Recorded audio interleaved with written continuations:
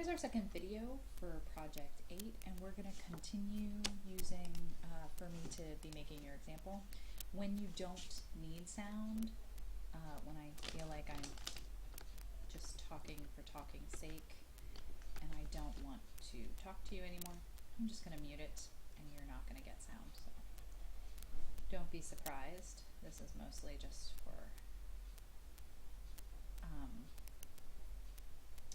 watching sake, but if I feel like there is something for me to narrate, I will continue to have my sound on.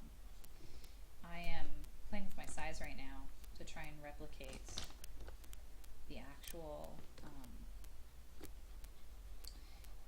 result that I want with these lines. I want it to kind of look like a pencil, but I'm not getting quite the result I want. Part of that is a size issue. I don't want it to be so small that it looks too thin, but, ooh, that's not bad. But I want to get some grain to my pencil, and I want to be able to get a fine point that's nice and dark. So I'm starting to hold that out. Now, I do not like the hands that this person drew, but this is not... Your job is not to fix things. Your job is not to make things bigger, better, nicer. Your job is to replicate what they did.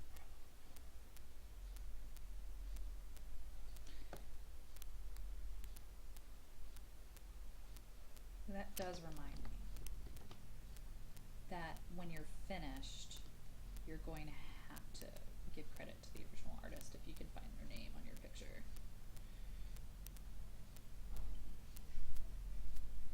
And make sure that you're not, your signature isn't the only one on the picture.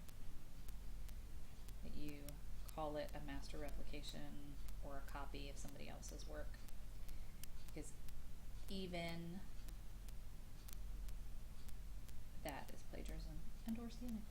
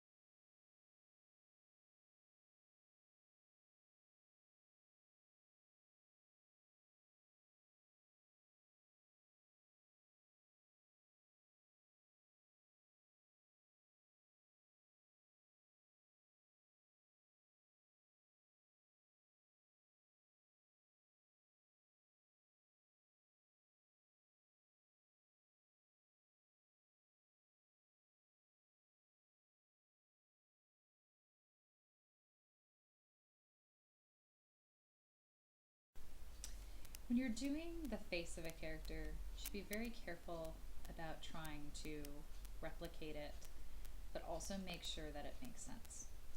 These eyes are not specifically incorrect, but they're very different from one another. And by being very different from one another, it doesn't look congruent in shape. Specifically, this shape and this shape is a very different shape for an eye. One of them suggests openness, and one of them suggests kind of anger, like when someone's squinting at somebody else.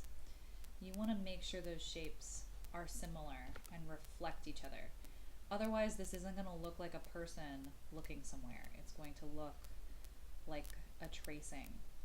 And I know that you are tracing some things, but you want to try and capture the personality of your picture more than just the technical aspect of each moment of your picture. If you capture it perfectly, then it's going to look great. But if you have no personality in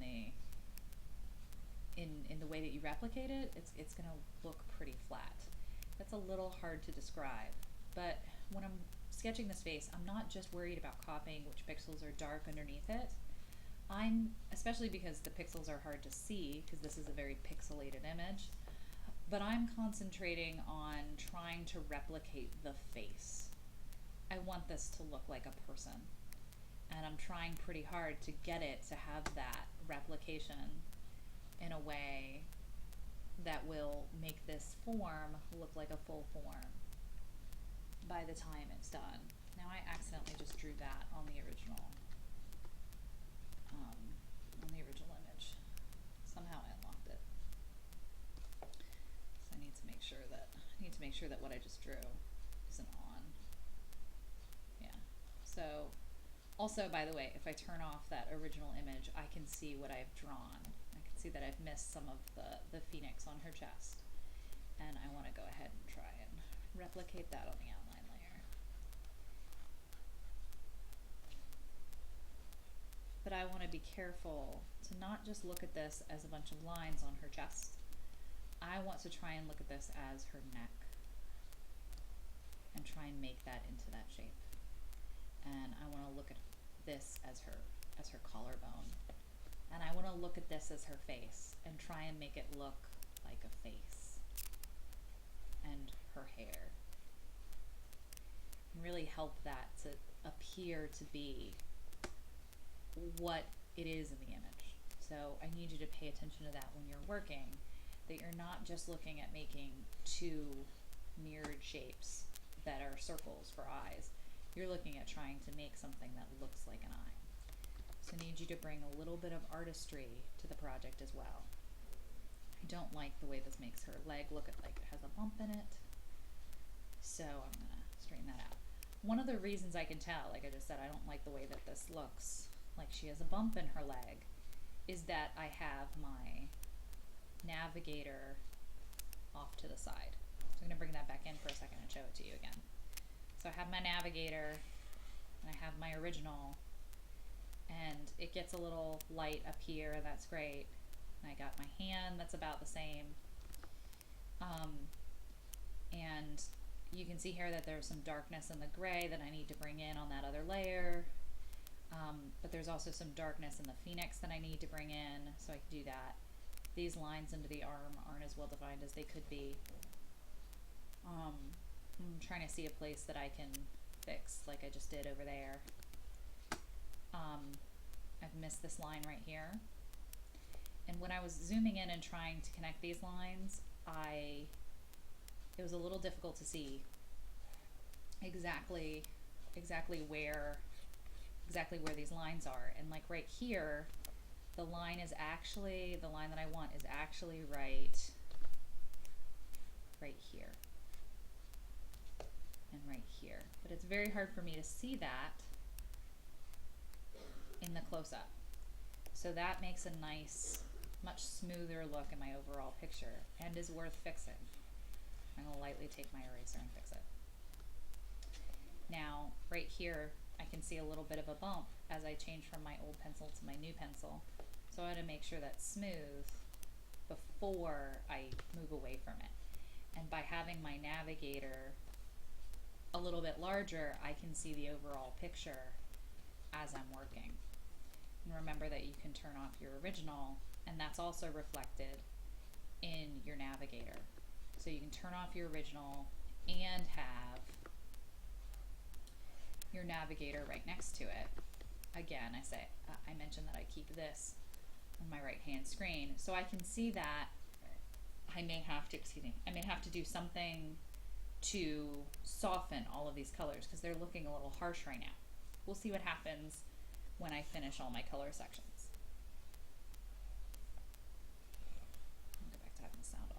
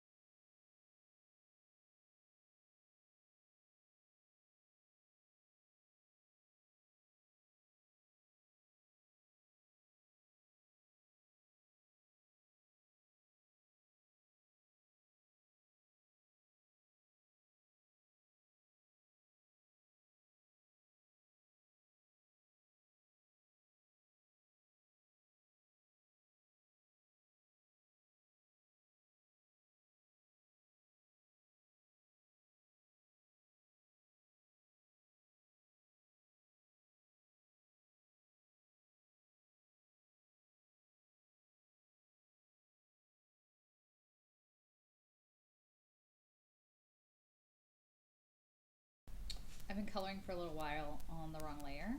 I was on canvas instead of outline, so I need to be careful that I don't do that too much. Also, when I did most of my outlining, I did it in gray instead of in black.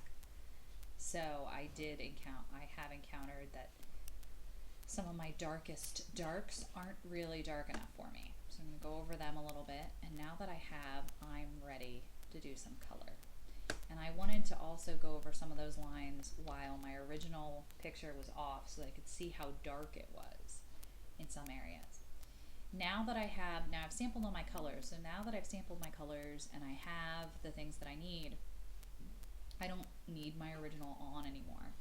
I want to repeat that I'm still looking at my original off to my side because it's important that I keep an eye on that. But I'm going to start trying to add some color into this guy. And I'm going to take some big strokes of color and hit that into my picture. And I'm going to go a little wide. Kind of want to see how this plays out first. She's got a little bit of white around here.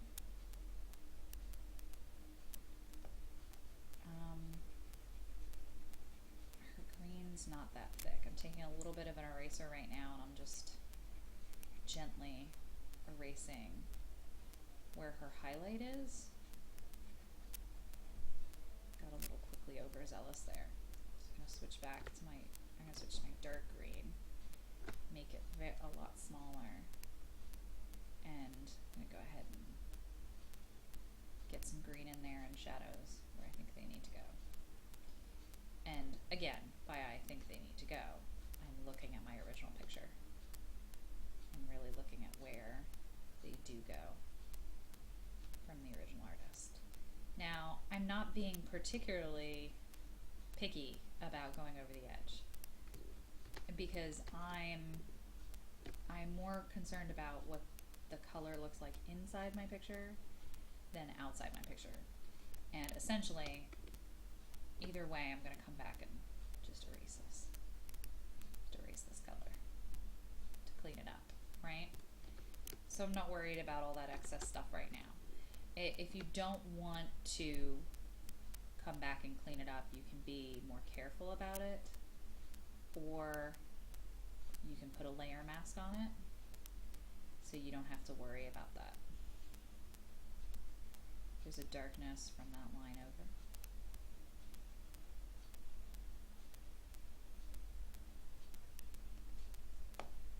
And from this line. Right here. Let's see. Color. Essentially, start gently building up color on top of color until you get the result that you want.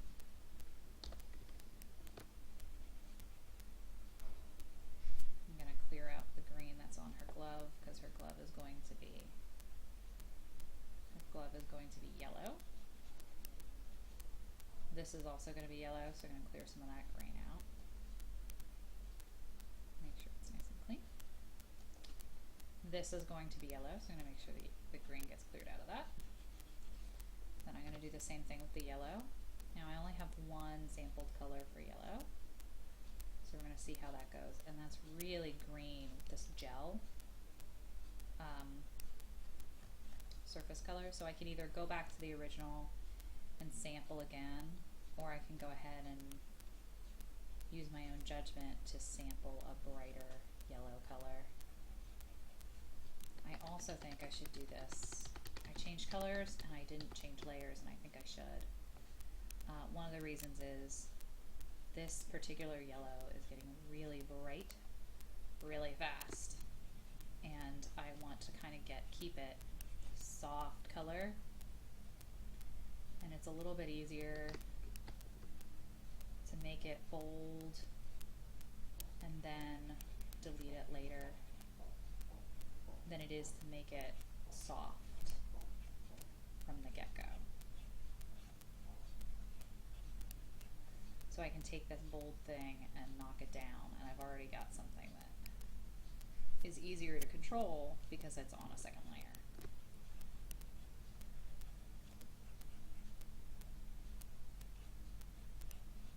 I also think that there is some of that yellowish green in there. I'm going to go back to my color set libraries, and I'm going to add this yellow color that I have in my hand before I drop it and lose it and have to pick it back up again. And there's a little bit of green right here in her elbow. I think it's this like yellow green that I got in my hand right now. And get some of that yellow green right in here under her belt. I'm also going to try, yeah, I like that better.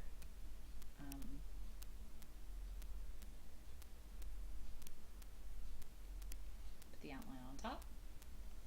What I did is I just changed the overlay from gel to normal, and I don't like it on the outline, but I changed it from gel to normal, so I have a little bit of a weird blending thing happening down here, but other than that, and it's on this layer right here, so I'm going to go ahead and grab my eraser and honestly just erase that and try again because it's the yellow.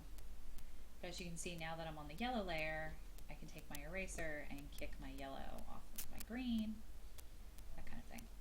But I like the way that's blending a little bit better than it did when it was gel. So I bet multiply would also look pretty good. Yeah, I like multiply too.